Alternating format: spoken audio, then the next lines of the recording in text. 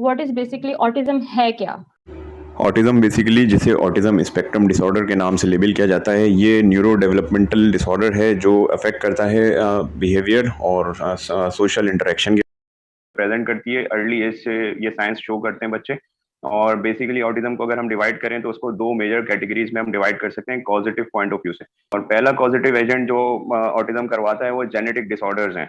Genetic disorders के अंदर जो मेजर जेनेटिक डिसऑर्डर्स हैं उनमें fragile x syndrome, Rett syndrome और उसके अलावा ट्यूबरस स्क्लेरोसिस, ये सब ब्रेन रिलेटेड जेनेटिक डिसऑर्डर्स हैं, यानी कि इनहेरिट होते हैं बच्चों को वालिदैन की तरफ से। एक्स लिंक क्रोमोसोम से ये ट्रांसफर होते हैं। और उसके बाद जो है ये कुछ सेरिब्रल मैनिफेस्टेशंस करवाते हैं, यानी कि दिमाग के हवाले से इश्यूज पैदा करवाते हैं बच्चों में, और उसमें फिर ऑटिज्म के साइंस पैदा होते हैं बच्चों में। सेकंड कैटेगरी जो है ऑटिज्म की, वो idiopathic autism autistic spectrum disorders हैं, जिसके अंदर हम 2 से 3 मेन डिसऑर्डर्स यूज होते हैं, हमारे सामने आते हैं डायग्नोसिस में। एक है परवेसिव डिसऑर्डर, एक है ऑटिस्टिक डिसऑर्डर्स, और एक तीसरा है एस्पर्गर सिंड्रोम। एस्पर्गर सिंड्रोम थोड़ा सा डिफरेंट है, इसको इंशाल्लाह हम लोग आगे डिस्कस करेंगे। ठीक है। अच्छा डॉक्टर मोइन, मैं ये पूछना चाहती हूँ जैसे पेरेंट्स जो हैं वो कैसे पता चलेगा कि इनके बच्चों में जो है अर्ली साइन क्या होंगे और वो कब नोटिस लें कि ये बच्चा जो है ऑटिस्टिक हो गया है और उनको अब जाना चाहिए और किसके पास जाएँ वो? बिल्कुल, ये भी आपने बहुत अच्छा क्वेश्चन पूछा है। देखें, बेसिकली पेरेंट्स को इस हवाले से एजुकेट करने की हमें ज़रूरत है कि बच्चों के डेवलपमेंटल माइलस्टोन्स क्या होते हैं। यानी कि बच्चा जो है सोशल स्माइल कब पास करता है, पैदाइश के सेकंड थर्ड मंथ से बच्चा अपने फैमिली वालों को देख के सोशली स्माइल यानी कि स्माइल पास करने लग जाता है। उसके साथ साथ बच्चे नेक होल्डिंग करते हैं, मोटर डेवलपमेंट होती है बच्चों की, बच्चे बैठना शुरू करते हैं विदाउट सपोर्ट, उसके बाद बच्चे सपोर्ट के साथ खड़ा होना शुरू करते हैं। तो ये सब है चीज़ें डेवलपमेंटल माइलस्टोन्स की। ऑटिज्म में जो मेजर कैरेक्टरिस्टिक्स जो पेरेंट्स सबसे पहले नोटिस करते हैं वो है डेवलपमेंटल डिले। ये जो माइलस्टोन्स मैंने आपको बताया है, इन सब माइलस्टोन्स के अंदर वीकनेस आने लगती है, यानी कि बच्चे डेवलपमेंटल माइलस्टोन टाइम पे नहीं अचीव कर रहे होते। अच्छा, इसके अंदर भी बहुत सारी कैटेगरीज हैं। कुछ जो डेवलपमेंटल डिले होती है वो नॉर्मल होती है, वो हर डेवलपमेंटल डिले ऑटिस्टिक डिसऑर्डर को शो नहीं करेगा। लेकिन जब भी डेवलपमेंटल डिले पेरेंट्स नोटिस कर रहे हो कि इतनी एज हो गई है, 6 महीने हो गए और बच्चे ने अभी तक नेक होल्ड नहीं किए प्रॉपरली, गर्दन नहीं ठहरा रहा, सर नहीं रोक पा रहा है, तो आप उसके हवाले से बच्चों का प्रॉपर चेकअप करवाइए पीडियाट्रिशियंस को। फिर नेक्स्ट जो जिम्मेदारी बनती है वो बनती है पीडियाट्रिशियंस पे, क्योंकि पेरेंट्स इस कंप्लेन के साथ आएंगे आपके पास कि बच्चे जो है हमारा इस एज का हो चुका है बच्चा और उसने अभी तक ये चीजें नहीं की, उसके टीथ नहीं डेवलप हुए या उसने स्माइल पास करनी नहीं शुरू की, बच्चों का जो बिहेवियर होता है घर वालों के साथ एक बॉन्डिंग डेवलप होती है वो नहीं हुई। तो ये जब कंप्लेन्स आती हैं तो फिर पीडियाट्रिशियंस फर्दर इवेलुएट करते हैं बच्चों को कि डेवलपमेंट किस हद तक अच्छे तरीके से हो रही है, बच्चों की डेवलपमेंटल माइलस्टोन्स कितने अचीव किए हैं बच्चों ने। उसके बाद आगे जो है वो फिर जब बच्चे बड़े हो जाते हैं, ये तो डेवलपमेंटल माइलस्टोन रिलेटेड इश्यूज हो गए, पहला साइन। उसके अलावा जो इंपॉर्टेंट साइंस हैं वो एक एब्सेंस ऑफ स्माइलिंग, बच्चे जो है बहुत सीरियस रहेंगे, गुस्से में रहेंगे, हर वक्त उनका बिहेवियर रूड रहेगा। एब्सेंस ऑफ स्माइल यानी शुरू से ही बचपन से कुछ बच्चे होते हैं ना कि बिल्कुल स्माइल नहीं कर रहे, अजीब सा रूड सा जी, जी। बिहेवियर है बच्चों का, तो एक ये साइन है, मेजर साइन, जिसको आपने फिर आगे फर्दर इवेलुएट करवाना है। उसके अलावा typical response of pain and injury, आमतौर पर जब बच्चों को चोट लगती है तो वो रोते हैं, शोर करते हैं, चिल्लाते हैं, मतलब अटेंशन सीख करते हैं। ऑटिज्म वाले जो बच्चे होते हैं उनमें कभी कभार ये डिसऑर्डर भी देखने में मिलता है कि जब इंजर्ड हो वो या उन्हें कोई भी पेन हो रहा हो किसी भी वजह से, तो वो टिपिकल रिस्पांस शो नहीं करते, बहुत हद तक वो बर्दाश्त कर रहे होते हैं, उनके पेन रिसेप्टर प्रॉपर्ली काम नहीं कर रहे होते। तो एक ये साइन है जिसको पेरेंट्स लेटर ऑन नोटिस करते हैं कि हमारा बच्चा नॉर्मली रिएक्ट नहीं करता इंजरीज वाली चीजों पे। और उसके अलावा जो एक और कॉमन साइन है वो ये है कि थ्री इयर्स एंड ऑनवर्ड्स बच्चे लैंग्वेज डिले का शिकार होते हैं। 3 साल तक बच्चों ने कुछ बोलना शुरू नहीं किया होता और वो प्रॉपर जो वोकैब होती है बच्चों की, वोकैब डेवलप हो चुकी होती है। सेकंड ईयर की एज से बच्चों की अच्छी खासी वोकैबलरी डेवलप हो जाती है, जिसपे बच्चे 2 से 3 वर्ड्स या 4 वर्ड्स के छोटे छोटे स्मॉल सिंपल सेंटेंस बोलना शुरू हो जाते हैं। लेकिन अगर ये चीज भी डेवलप ना हुई हो और बच्चे स्पीच डिले का लैंग्वेज डिले का शिकार हो रहे हो, तो इस पे फिर आप ये पेरेंट्स को ये मेजर एक साइन होता है जिसमें आपने फर्दर इवेलुएट करवाना होता है। तो ये जो चीज है ये डिफरेंट जेनेटिक इश्यूज में डिफरेंट इंटेंसिटीज की होती हैं। तो ऑटिज्म का जो प्राइमरी कॉज है उसके हिसाब से बच्चों को फिर देखना पड़ता है। जो बच्चे बहुत ज्यादा साइन सिवियरिटी के साथ साइंस एंड सिम्टम शो कर रहे हो उनको सिवियर साइंस की कैटेगरी में रखा जाता है। लेकिन ऑटिज्म के अंदर भी ओवरऑल देखा जाए तो हम साइंस एंड सिम्टम्स पे बात करते हैं, तो पेरेंट्स को इसी हवाले से काउंसिल किया जाता है कि आपके बच्चे के अंदर जो है ऑटिज्म वो बहुत माइल्ड से साइंस शो हो रहे हैं, 2 से 3 छोटे से इश्यूज हैं जिसको ठीक करने की जरूरत है। कुछ बच्चों के अंदर बहुत सीवियर इश्यूज, इंटेलेक्चुअल इश्यूज होते हैं, उनको डिफिकल्टी होती है सोशली इंटरेक्ट करने में, किसी को फेस नहीं कर पा रहे होते वो बच्चे, या कोई भी बात प्रॉपरली कर नहीं पा रहे होते, लैंग्वेज डिले होती है। उसके बाद वो बच्चे बहुत ज्यादा हेजिटेट होते हैं, वो है उनके उनके अंदर जो होती है हाइपर एक्टिविटी वाली एलिमेंट्स आ रहे होते हैं। तो इन साइंस और सिम्टम को देखते हुए कुछ कैटेगरीज को फिर सिवियर कैटेगरी में रखा जाता है, यानी कि जिस बच्चे के अंदर ज्यादा साइंस एंड सिम्टम है उनको सिवियर कैटेगरी के अंदर रखा जाता है। जिन बच्चे में moderate signs and due to any XYZ issue, जिस जिस भी वजह से वो ऑटिज्म है, चाहे जेनेटिक इशू है या इडियोपैथिक, मॉडरेट साइंस शो कर रहा है तो उसको मॉडरेट कैटेगरी में रखा जाता है। फिर इसी तरह ट्रीट किया जाता है, जिसमें फिर स्पेसिफिक थेरेपीज और ऑक्यूपेशनल फिजिकल थेरेपीज की जरूरत होती है। ठीक है। अच्छा, मुझे ये पूछना था आपसे कि ऑटिज्म जो है वो क्यूरेबल है, और दूसरा ये क्वेश्चन था कि कोई ऐसी मेडिकेशन हो जो ऑटिज्म को क्योर कर सके, इसके बारे में बताएं।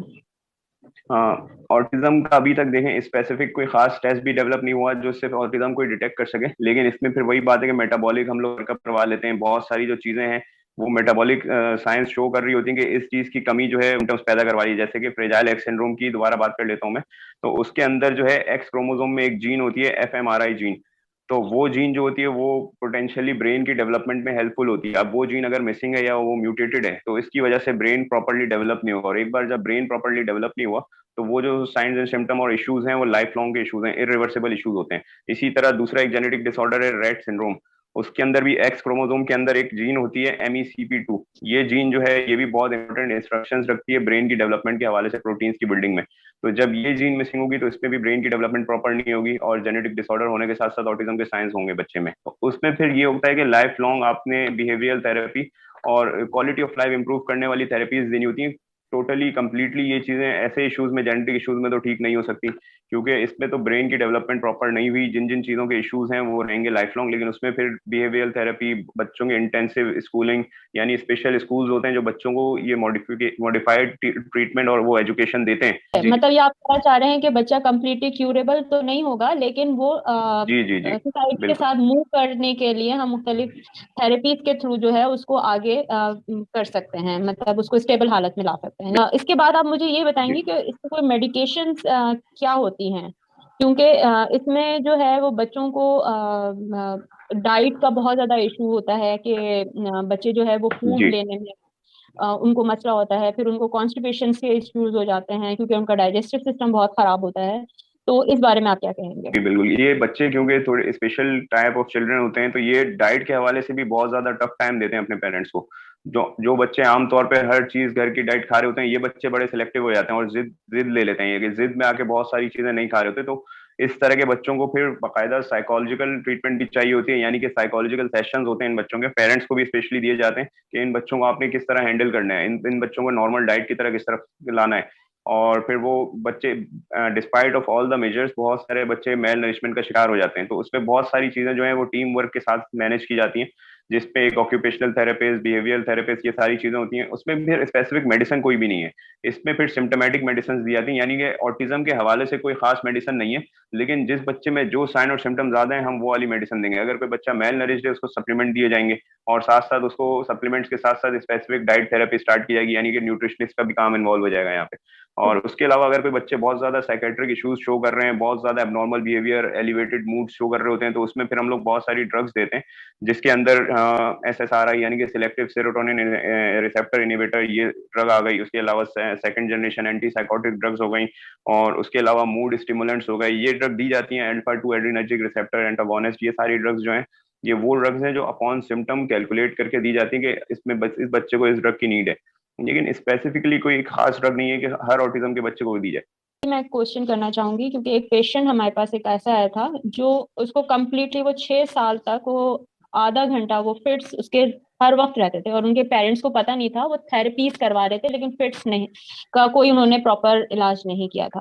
तो फिट्स अगर जी, बच्चे को पड़ते हैं तो थेरेपीज इफेक्ट होती हैं या नहीं होती, और पहले हमें कहाँ जाना चाहिए अगर फिट्स पड़ते हैं? थेरेपीज तो तब अफेक्टिव होंगी जब पूरा कंप्लीट टीम वर्क होगा, यानी कि हर एंड से बच्चे को सही से कवर किया जा रहा होगा।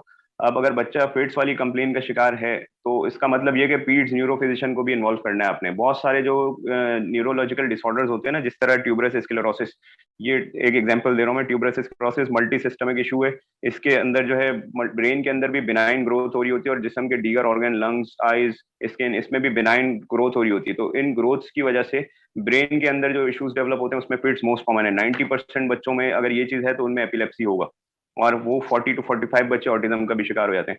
तो अगर बच्चे को एक्टिव इशू है, ब्रेन रिलेटेड कोई डेफिसिट हो रहा है, फिट्स वगैरह हो रहे हैं, तो फिट्स न्यूरो फिजिशियन को साथ में इन्वॉल्व करना बहुत जरूरी है। वो फिट्स के हवाले से बच्चे को कंप्लीट ट्रीटमेंट देगा और वो बच्चों के ड्रग लेवल करवाएंगे। वो एंटी एपिलेप्टिक ड्रग स्टार्ट करवाते हैं। कभी कभार एक ड्रग से फायदा नहीं हो रहा होता तो दो दो मेडिसिन देनी पड़ती है फिट्स को कंट्रोल करने के लिए। फिर उसके साथ अगर आप थेरेपी देंगे, ऑक्यूपेशनल और फिजिकल थेरेपी, तो वो इफेक्टिव होंगी क्योंकि बच्चा अपनी क्वालिटी ऑफ लाइफ अच्छी मेंटेन कर रहा होगा।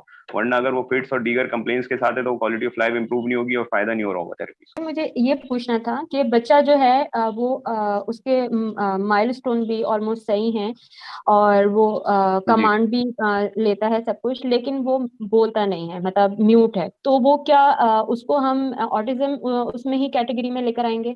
इस बच्चे का पहले तो प्रॉपर इवेल्युएशन होना चाहिए और स्पीच थेरेपी तो आप ऑन मीन वाइल स्टार्ट करवा सकते हैं। स्पीच थेरेपिस्ट इस बच्चे के ऊपर स्पीच के हवाले से मेहनत करनी शुरू करेंगे और मीन वाइल हम लोग पीड्स न्यूरो फिजिशियन का भी एक ओपिनियन लेंगे। वो फिर ब्रेन के डिफरेंट स्कैन्स, ईईजी टेस्ट, ये सब चीजें करवाएंगे कि वो बच्चा ये न्यूरोलॉजिकल इश्यूज से रूल आउट हो सके कि खुदा ना खास्ता कोई ब्रेन डेफिसिट तो नहीं है जिसकी वजह से स्पीच डिले हो गई है। और अगर ये ब्रेन डेफिसिट भी नहीं है, सब कुछ नॉर्मल है, तो बस कभी कभार कुछ जैसे इसमें इडियोपैथिक डिसऑर्डर्स आए हुए हैं ऑटिज्म वाले, जिसके अंदर कोई रीजन नहीं होता और कुछ चीजें बच्चे ऑटिज्म वाले शो कर रहे होते हैं, तो वो होता है इडियोपैथिक कैटेगरी वाला ऑटिज्म। उसमें फिर बहुत माइल्ड कैटेगरी के सिम्टम्स शो कर रहे होते हैं बच्चे, जैसे स्पीच डिले। अब इसमें फिर आपने सोशल बिहेवियर भी देखना होगा बच्चों का कि बच्चे इंटेलेक्चुअल पॉइंट ऑफ व्यू से कैसे हैं। अच्छा, इंटेलेक्चुअल पॉइंट ऑफ व्यू से सही है तो उनको किसी स्पेशल ट्रीटमेंट की जरूरत नहीं है।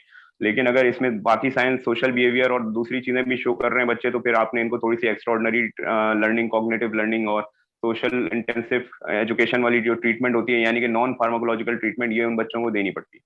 अच्छा डॉक्टर साहब, मुझे मुझे ये बताइएगा कि व्हाट ट्रिगर्स ऑटिज्म मेल्टडाउन? देखें, बहुत सारी चीजें तो ऑटिज्म में आप बच्चे को नोटिस करते करते इंडिविजुअल बेसिस पे देख रहे होते हैं कि वो ऑटिज्म वाला साइन हर बच्चे में नहीं मिलेगा। लेकिन जिस बच्चे में आपको जो साइन मिल रहा होता है, जैसे बहुत से बच्चे जो होते हैं वो बहुत एबनॉर्मल तरीके से बिहेव करते हैं किसी एनवायरमेंटल चेंज पे। बहुत सारे बच्चे बहुत एबनॉर्मल तरीके से बिहेव कर रहे होते हैं किसी खास ट्रिगरिंग फैक्टर पे। तो उन चीजों को आपने नोटिस में रखना होता है, यानी पेरेंट्स, बीइंग अ पेरेंट, जिन लोगों को इस तरह के बच्चों को डील करना है, वो खास तौर पे ऑब्जर्व कर रहे होते हैं कि ट्रिगरिंग फैक्टर्स क्या हैं और फिर उन फैक्टर से बच्चों को दूर रखना होता है। साथ साथ बच्चों की जो है वो लर्निंग क्लासेस तो हो ही रही होती है, उनको एजुकेट किया जा रहा होता है क्वालिटी ऑफ लाइफ को बेहतर करने के लिए। लेकिन ये कुछ ऐसी चीजें होती हैं जो इंडिविजुअल बेसिस पे डिफरेंट होती हैं, हर बच्चे में डिफरेंट तरीके से मिल सकती हैं और उसका फिर खास ख्याल रखना पड़ता मुझे ये पूछना था कि जैसे जब ये स्पेशल नीड्स किड्स होते हैं तो मोस्टली जो है। जी। सोशल एनवायरनमेंट होता है और पेरेंट्स जो होते हैं वो उन्हें बाहर ले जाने में और अवॉइड करते हैं। फैमिलीज जो होती हैं वो साथ बैठती नहीं है इन बच्चों के, ये बहुत ज्यादा जो है हाइपर एक्टिव हैं और ये हैं। तो अगर हम जी। बच्चों से ज्यादा बातचीत करें, उन्हें सोशलाइज करें, तो ये जो ऑटिज्म है उनका क्योरेबल हो सकता है? क्योंकि मुझे जो लगता है वो ये पर्सनली लगता है कि अगर जितना आप बच्चों को अपने साथ नॉर्मल लेके चलेंगे, बच्चा उतना ज्यादा जल्दी कवरिंग उसके स्टेज पर आएगा। इस बारे में आप क्या कहेंगे? पेरेंट्स को आप क्या कहना चाहेंगे? तो ये आपने बहुत एक अच्छा क्वेश्चन रेज किया है, क्योंकि इस हवाले से हमारी सोसाइटी में एक स्टिग्मा बना हुआ है कि जिस घर में इस तरह के ऑटिस्टिक बच्चे होते हैं, चाहे उनकी सिवियरिटी का लेवल जो भी हो, माइल्ड टू मॉडरेट या सिवियर, स्पेशली जो सिवियर सिम्टम्स वाले बच्चे होते हैं जो बिल्कुल इंटरेक्ट नहीं कर पा रहे होते हैं सोशली, बिल्कुल उनका इंटेलेक्चुअल लेवल बहुत खराब होता है, तो वो बच्चे, वो घर वाले जो है उन बच्चों को छुपा रहे होते हैं और उनको बाहर लेकर जाने के बजाय उनको और ज्यादा नेचर से दूर कर रहे होते हैं। और ये एक बहुत बड़ा और बैड फैक्टर है इन बच्चों की अच्छी आउटकम के रास्ते में। अगर आप बच्चे को प्रॉपर एजुकेशन दे रहे हैं, आप उस बच्चे को प्रॉपर इंटेंसिव कॉग्निटिव लर्निंग करवा रहे हैं, तो साथ साथ आपने उस बच्चे को एनवायरनमेंट के भी करीब रखना है, यानी नेचर के करीब रखना है। आप उन बच्चों को लेके अम्यूजमेंट पार्क्स जाएं, आप उन बच्चों को लेके प्रॉपर तरीके से उनको इनकी रिक्रिएशन वाली एक्टिविटीज करवाएं, बजाय उनको आइसोलेट करके बिल्कुल घर पे कोने में रखने के। और साथ साथ आपने इस चीज का भी ख्याल रखने के अगर वो किसी पब्लिक प्लेस पे जा रहे हैं तो वो बच्चे फिर दूसरों को नुकसान ना पहुंचाए। एक तो उनकी लर्निंग हो रही होती है, उनकी क्वालिटी ऑफ लाइफ इंप्रूव करने की उनको एजुकेशन दी जा रही होती है। साथ साथ घर पे दो तीन लोग ऐसे ट्रेंड होने चाहिए जो इस तरह के बच्चों को के साथ बिल्कुल फ्रेंडली रहें और उनको हैंडल कर सकें। तो इस तरह के आप फैमिली मेंबर्स के साथ आप बिल्कुल बाहर जा सकते हैं और दूसरों का ख्याल रखने के साथ साथ अपने बच्चों का भी ख्याल रख सकते हैं और उनको बिल्कुल नेचर से करीब रखना चाहिए। इससे उनका आउटकम जो है यानी कि बहुत प्रोग्रेसिव, अच्छी प्रोग्रेस हो जाती है उन बच्चों। ठीक है। अच्छा डॉक्टर मोइन, मुझे ये पूछना था कि पेरेंट्स के लिए थेरेपीज करवाना बहुत कॉस्टली पड़ जाता है, तो गवर्नमेंट की तरफ से कोई जी। ऐसे सेंटर्स हैं जहाँ पे पेरेंट्स जाना चाहें? क्योंकि बहुत से पेरेंट्स को पता नहीं है कि वो किधर जाएं और कहाँ से स्टार्टिंग करें, जहाँ जो है रीजनेबल फी हो या फिर फ्री ऑफ कॉस्ट भी उनको लें। तो आप कोई जगह कुछ सेंटर्स सजेस्ट करना चाहेंगे कि वो कहाँ जाएं? जिना हॉस्पिटल के सामने ही किडनी सेंटर है, तो वहां पर भी एक एक इंस्टीट्यूट है जो स्पेशल चिल्ड्रन की एजुकेशन और बाकायदा स्कूल बनाया हुआ उन्होंने। और वहाँ पर डाउन सिंड्रोम से लेकर ऑटिज्म और इस तरह के डिफरेंट स्पेशल चिल्ड्रन आते हैं और उनकी प्रॉपर एजुकेशन दी जाती है उनको, उनकी क्वालिटी ऑफ लाइफ इंप्रूव करने की चीजें, लेकिन वो एक एनजीओ बेस्ड है। तो बहुत सारी एनजीओ हैं कराची में जो ये काम कर रही हैं। गवर्नमेंट सेक्टर पे अभी भी बहुत बड़ी जरूरत है कि वो इस एरिया को कवर करें। गवर्नमेंट मतलब ओवरऑल गवर्नमेंट खुद बाय ओन ये वाला काम नहीं कर रही, बहुत लिमिटेड उनको आपको गवर्नमेंट की तरफ से चीजें मिलेंगी, लेकिन एनजीओ बहुत अच्छे अच्छे काम कर रही हैं। और नुमाइश चौरंगी के पास भी एक स्कूल है, उसके अलावा आयशा मंजिल की तरफ एक है एएमटीएफ के नाम से, अफजाल मेमोरियल थैलेसीमिया सेंटर। तो वो बेसिकली थैलेसीमिया के बच्चों का है, लेकिन वहां पर भी ऑटिज्म और इस हवाले से जो इश्यूज होते हैं उनके लिए थेरेपीज और ऑक्यूपेशनल थेरेपिस्ट वगैरह उन्होंने रखे हुए हैं। तो डिफरेंट एनजीओ हैं जो कि मिनिमम पॉसिबल चार्जेस के ऊपर या बिल्कुल फ्री ऑफ कॉस्ट वॉलंटरली ये काम कर रही हैं। और फिर प्राइवेट हॉस्पिटल्स में आपको ये with huge amount of charge ये भी सर्विसेज मिलेंगी। गवर्नमेंट सेक्टर में आपको इस तरह नहीं मिला मुझे। आपने ऑलमोस्ट बहुत अच्छा कवर किया है, तकरीबन स्टार्ट से लेकर आखिर तक आपने इस टॉपिक को ओवरऑल बहुत अच्छा कवर किया। अब मैं पेरेंट्स के हवाले से एक खास मैसेज देना चाहूंगा कि पेरेंट्स अक्सर जो है इन चीज़ों को इग्नोर करते हैं कि हमारा बच्चा माशाल्लाह अच्छा ग्रो कर रहा है, वेट भी अच्छा है, हाइट भी अच्छी ले ली बच्चे ने, तो वो फिर कॉग्निटिव और बिहेवियरल चेंजेस को इग्नोर कर रहे होते हैं। और ऑल्दो अब तो बहुत अवेयरनेस आ गई है लोगों में, लोग छोटे छोटे मसलों पर भी कंसल्ट कर रहे होते हैं पीडियाट्रिशियंस को। तो पीडियाट्रिशियंस के लिए भी मेरा यही मैसेज है कि इस तरह का कभी भी आपको इशू देखें तो आप फर्दर इवेल्युएशन के लिए पीड न्यूरो फिजिशियन और बिहेवियरल थेरेपिस्ट की तरफ जरूर भेजें और पीड साइकोलॉजिस्ट की तरफ भी जरूर भेजें। अगर आपको लगता है, आपने कैलकुलेट किया कि इस बच्चे के अंदर कुछ डेवलपमेंटल डिले ज्यादा है, नॉर्मल से हट करे, तो इसका इवेल्युएशन होना चाहिए। इसी तरह पेरेंट्स को ये चाहिए और उनको इस चीज को अपनी जिम्मेदारी समझना चाहिए कि अगर बच्चे में कुछ चीजें उन्हें लग रही हैं कि वो एज के हवाले से सही नहीं है या उस बच्चों का बिहेवियर अच्छा नहीं, बच्चे अपने आप को सेल्फ हार्म कर रहे हैं, बहुत से बच्चे अपने आप को हिट करने लग जाते हैं, एग्जिट डेवलप कर लेते हैं, तो इस तरह का बिहेवियर नॉर्मल बिहेवियर नहीं है। इसके लिए फिर प्रॉपर फिजिकल मतलब असेसमेंट की जरूरत होती है और साइकोलॉजिकल थेरेपीज की भी जरूरत होती है। तो ये चीजें फिर उन्हें लेनी चाहिए। ठीक है, thank you so much doctor Moin, आपने इतना अपना प्रीशियस टाइम हमारे साथ शेयर किया और इतनी इंफॉर्मेटिव हमसे शेयर की। जी, इस टॉपिक से रिलेटेड अगर आपको कोई भी क्वेश्चन करने हैं तो आप हमारे कमेंट सेशन में जो है वो क्वेश्चन कर सकते हैं, और या कोई सजेशन देनी है वो भी हमें दे सकते हैं। इसके साथ ही मुझे इजाज़त दीजिए।